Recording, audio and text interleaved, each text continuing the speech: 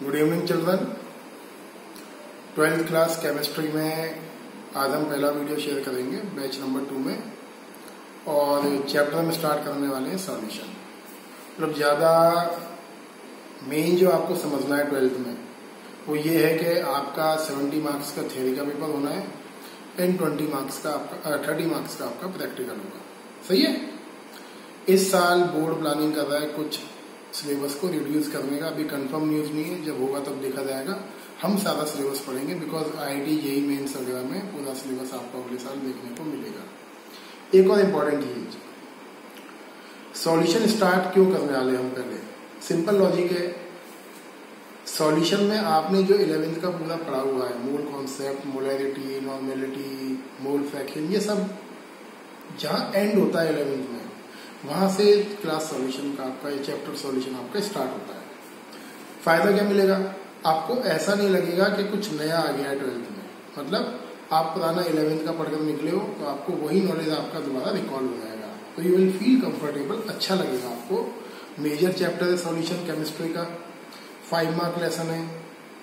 Generally क्या होता है, 2 मार्क्स थ्योरी के क्वेश्चन आते हैं एंड 3 मार्क्स न्यूमेरिकल आते हैं।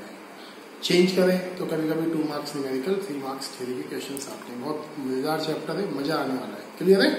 तो करते हैं स्टार्ट। देखिए फर्स्ट टॉपिक देखिए आप, सॉल्यूशन। सॉल्यूशन क्या होता है जानती हो आप, सॉल्यूट एंड सॉल्वेंट का homogeneous mixture is called solution. अब इंपॉर्टेंट ये सॉल्वेंट क्या होता है। सॉल्वेंट वो केमिकल है जो नॉर्मली ज्यादा क्वांटिटी में प्रेजेंट होता है, ऐसा हम 9th या 10th क्लास में बोलते हैं। बट क्लास 12th के अकॉर्डिंग हम बोलते हैं solvent is a component of solution which decide physical state of solution.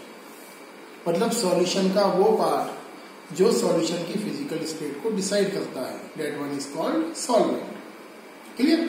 समझते? सपोज आपके पास एक कंटेनर है और आपने कंटेनर में क्या लिया, 100 ml वाटर फिल करा एंड आपने ऐड करा 1 टीस्पून ऑफ NaCl। जब आप डिजोल्व करोगे तो आपको क्या बनेगा, NaCl का एक्वस सॉल्यूशन। अब यहां देखिए, इस NaCl के सॉल्यूशन का जो फिजिकल स्टेट है वो क्या है, that physical state is liquid.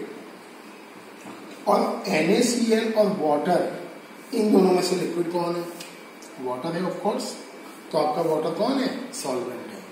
Clear है?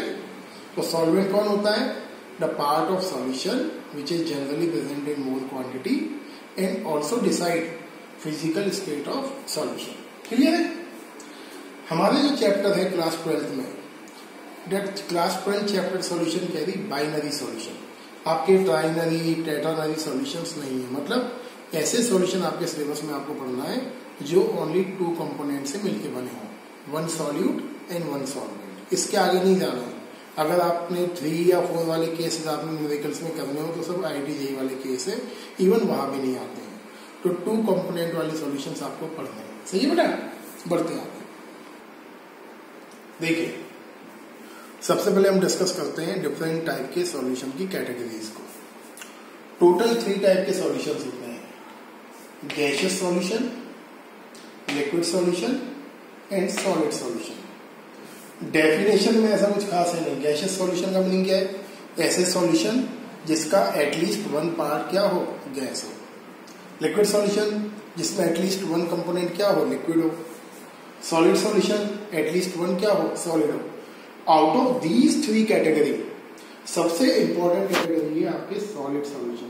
ये नीचे वाले, ये इंपॉर्टेंट है, यहां से क्वेश्चन आते हैं बोर्ड में, कंटिन्यूस आता है क्वेश्चन। बाकी ये कुछ खास नहीं। देखिए गैसियस सॉल्यूशन देखिए, सॉल्यूट गैस, सॉल्वेंट गैस। अगर सॉल्यूट और सॉल्वेंट दोनों गैस हो, एग्जांपल N2 + O2, कोई से भी 2 गैस कंबाइन करके ना मिक्स कर दीजिए। सॉल्यूट लिक्विड हो और सॉल्वेंट गैस हो तो क्लोरोफॉर्म + N2, क्लोरोफॉर्म में क्या मिक्स करिए, कोई सा भी गैस मिक्स कर दीजिए। सॉल्यूट सॉलिड हो और सॉल्वेंट आपका गैस हो तो कैम्फर मिक्स करिए किसमें, N2 में। क्लियर? ये बहुत सिंपल है। गैस सॉल्यूट है और आपका सॉल्वेंट लिक्विड है, तो लिक्विड में क्या ले लीजिए, वाटर, और गैस में O2 डिजोल्व इन वाटर। दोनों ही लिक्विड लिक्विड हो तो ethanol + water, alcohol + water. Solute solid हो, सॉल्वेंट लिक्विड हो, तो NaCl प्लस वाटर, मतलब NaCl क्या है आपका सॉल्यूट है और वाटर क्या है आपका सॉल्वेंट है। ये कैटेगरी में है। देखिए सॉलिड सॉल्यूशन, अगर आपका सॉल्यूट गैस हो और सॉल्वेंट सॉलिड हो, मतलब सॉलिड ज्यादा क्वांटिटी में प्रेजेंट हो, गैस कम क्वांटिटी में प्रेजेंट हो, तो एग्जांपल है हाइड्रोजन इन पैलेडियम। किसी भी गैस को आपको क्या करना है, किसी कैटलिस्ट के सरफेस पर मिक्स करना है। अब वो कैटलिस्ट पैलेडियम हो सकता है, निकल हो सकता है, कॉपर हो सकता है, टंगस्टन हो सकता है, कुछ भी। तो any kind of gas present on metallic surface. आप याद करिए, आपने क्लास में पढ़ा था मेटल हाइड्राइड्स, उसकी बात कर रहा हूं मैं। तो hydrogen gas present in metal, तो ये एग्जाम्पल किसका, गैस सॉल्यूट सॉलिड सॉल्वेंट। अगर आपका सॉल्यूट लिक्विड है और सॉल्वेंट सॉलिड है तो क्या करें, देखिए एमलगम, एक एलॉय होता है अमलगम, एमलगम हम एलॉय बोलते हैं। अगर हम मरकरी को किसी भी दूसरे मेटल के साथ मिक्स कर दें तो उस कॉमन नेम को हम बोलते हैं एलॉय। तो आपने क्या मिक्स करा, मरकरी प्लस सोडियम। मरकरी आपने कम क्वांटिटी में मिक्स करी है, तो मरकरी क्या है, यहाँ सॉल्यूट है। सोडियम ज्यादा क्वांटिटी में मिक्स करा है, डेट वन इज सॉल्वेंट। आगे देखिए सॉलिड सॉलिड का आपका सॉल्यूशन, सॉलिड सॉलिड कोई भी टू मेटल ले लीजिए और मेटल को मिक्स करके क्या बना दीजिए, एलॉय बना दीजिए। बट ध्यान क्या रखना है, वो टू मेटल जो आपने लिए हैं बोथ शुड बी सॉलिड। तो ये कैटेगरी इंपॉर्टेंट है, डायरेक्ट क्वेश्चन आएगा, रेक्टालॉजी वाला क्वेश्चन, कोई लॉजिक नहीं है कि ऐसा कि आप मतलब उसमें ढूंढने लग जाए, कोई फॉर्मूला वॉर्मूला लगेगा, सिंपल है। एक एक एग्जाम्पल याद रखिए इसका, सही है। ये पूरा चार्ट है, ध्यान से देख लीजिए टेबल को एक बार, फिर बढ़ते हैं आगे। देखिए इस चैप्टर में बेसिकली अभी जो आपने पढ़ा तो जनरल नॉर्मल पॉइंट है। इस चैप्टर में पहले आपको पढ़ना है कॉन्सेंट्रेशन टर्म्स, सॉल्यूशन की कॉन्सेंट्रेशन हम कैसे कैलकुलेट करते हैं।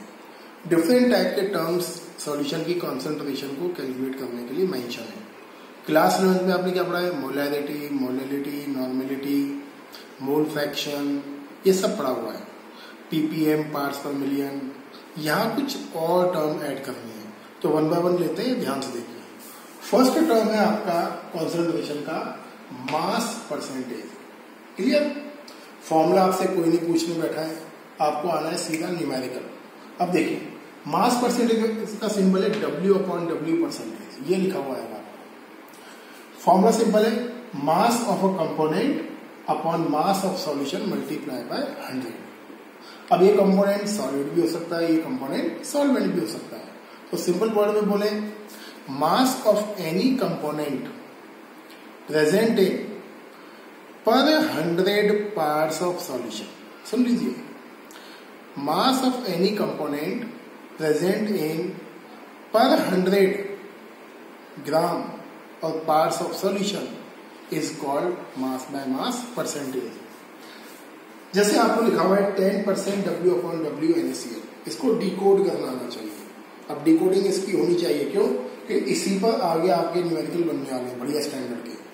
तो 10% W/W का क्या मीनिंग है, 10 ग्राम NaCl present with 90 gram water. Clear है, 10 ग्राम NaCl present with 90 gram water, ये मतलब है। एक चलो न्यूमेरिकल निकल चला गया, देखिए जैसे मैंने न्यूमेरिकल पूछा आपको, ये मैंने बोला आपको 30 ग्राम NaCl present in 90 gram water, और आपको बोलता हूं मैं, बताइए सॉल्यूशन का W/W परसेंटेज क्या है।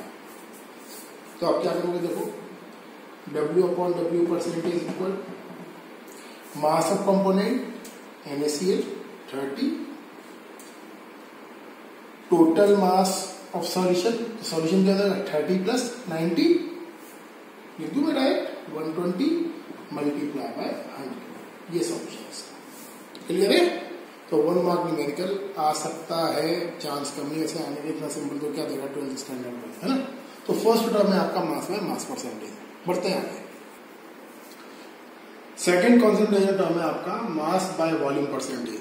यहां थोड़ा सा टेढ़ा है ये, और सबसे ज्यादा ये पूछता है बोर्ड एग्जाम में, सबसे ज्यादा आता है।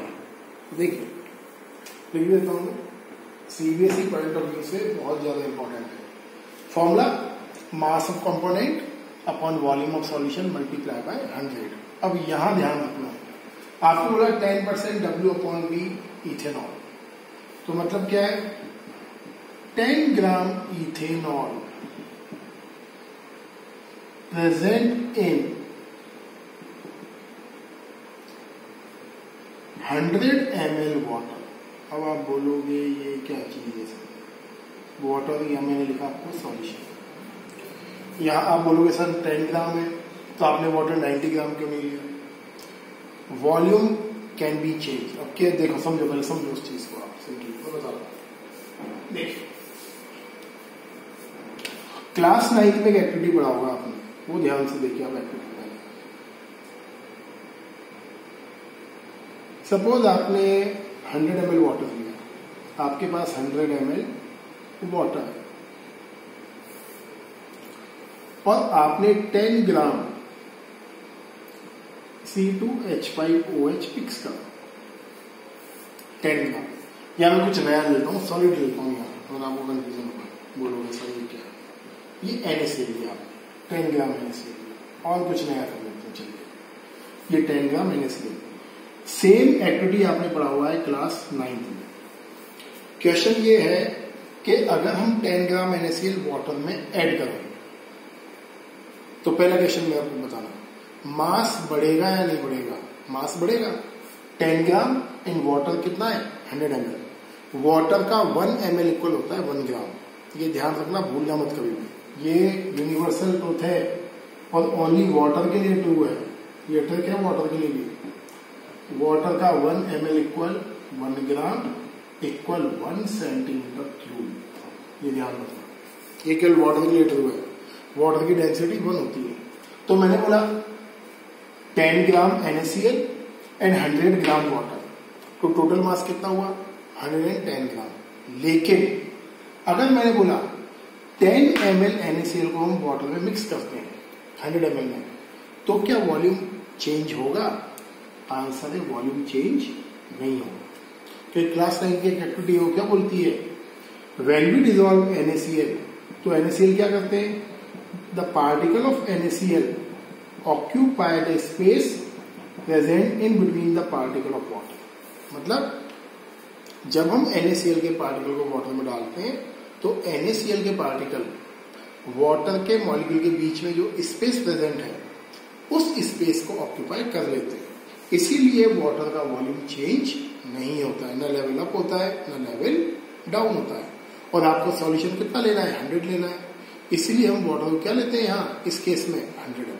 तो ये ध्यान रखना है, W/V में 10 W/V NaCl का मतलब 10 ग्राम NaCl present in 100 ml water. ये काम आएगा आपके मोलरिटी वाले न्यूमेरिकल में। ये फॉर्मूला इतना इंपॉर्टेंट नहीं है, इंपॉर्टेंट है ये इंपोर्ट। सही है। तो आज का वीडियो मैं छोटा रख रहा हूं, ध्यान से वीडियो देखिए केयरफुली, और वीडियो मिस नहीं करने। जब भी मैं डालूं उसको टाइम टू टाइम देख लेना है। कोई डाउट हो, प्रॉब्लम हो, पर्सनली या ग्रुप में आप मैसेज करिए, I will solve your doubt. Clear है? Thank you and have a nice day.